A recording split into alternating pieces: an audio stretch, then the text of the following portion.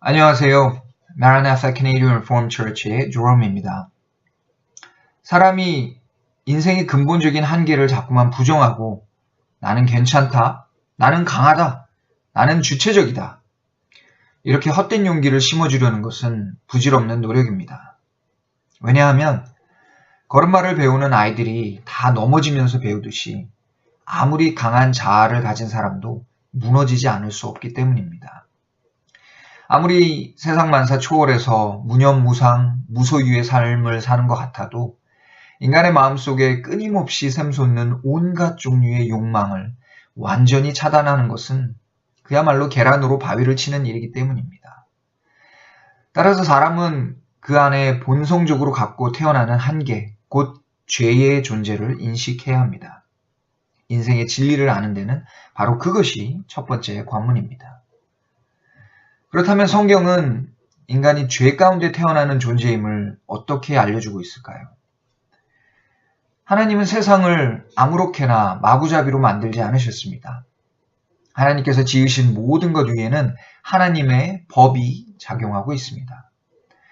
그것은 만들던 당시나 지금이나 변함없이 일정하게 그리고 가장 완벽하게 돌아가고 있고 하나님의 존재가 사라지지 않는 한 영원히 지속되는 법입니다. 이 법은 한때 일정한 체계 안에 법 조항처럼 존재하던 때도 있었지만 근본적으로 모든 인생이 태어날 때부터 그 본성 안에 가지고 태어나기도 합니다. 그러한 본성 안에 심겨진 하나님의 법을 일반적인 용어로는 양심이라고 부르기도 합니다. 따라서 법조항으로 존재하던 인간의 양심 안에 남겨져 있던 하나님의 법은 어디에나 있는 것이고 바로 그 법이 인간의 죄를 명명백백하게 드러내고 있습니다. 도대체 하나님의 법이 뭐라고 하길래 그 안에서 인간의 죄를 발견할 수 있다는 말일까요? 그 이유는 다음과 같습니다. 하나님의 법을 한마디로 요약하자면 사랑입니다. 그렇습니다. 과거 법조문으로 존재할 때나 그렇지 않을 때나 그리고 모든 인생의 양심 안에서 하나님의 법은 언제나 사랑을 외치고 있습니다. 그래서 성경의 어떤 부분에서는 사랑하는 자는 율법을 다 이루었느니라 라거나 사랑은 율법의 완성이니라고까지 말하기도 합니다.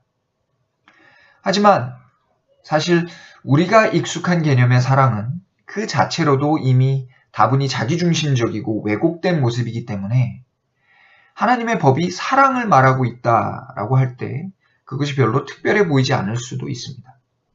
그러나 예수님께서 하나님의 법이 가르치는 사랑이 진정으로 무슨 의미인지를 이렇게 말씀하셨습니다. 네 마음을 다하고 목숨을 다하고 뜻을 다하여 주 너의 하나님을 사랑하라 하셨으니 이것이 크고 첫째 되는 계명이요. 둘째는 이와 같으니 내 이웃을 내 몸과 같이 사랑하라 하셨으니 이 두 계명이 온 율법과 선지자의 강령이니라. 이 말은 잘 생각해보면 정말 무서운 말입니다.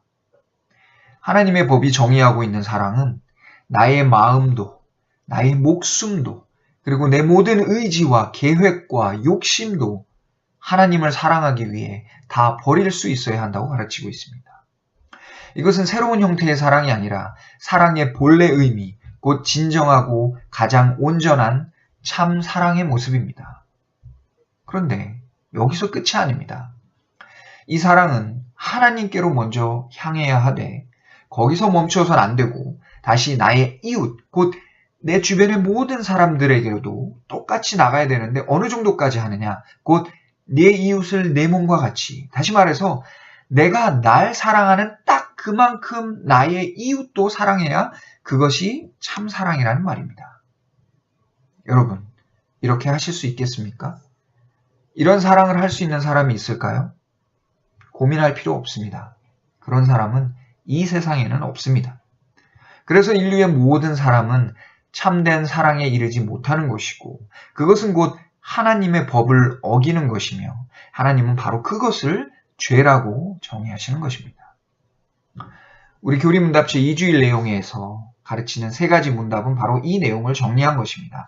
사람은 하나님의 법, 곧 참된 사랑에 이르지 못함으로 모두가 죄인이며 그 죄 가운데 잉태되고 태어나기 때문에 삶과 죽음이 온전히 고통 가운데 있는 것입니다. 이것을 인정하는 것이 진리로 나아가는 첫 번째 계단입니다. 감사합니다.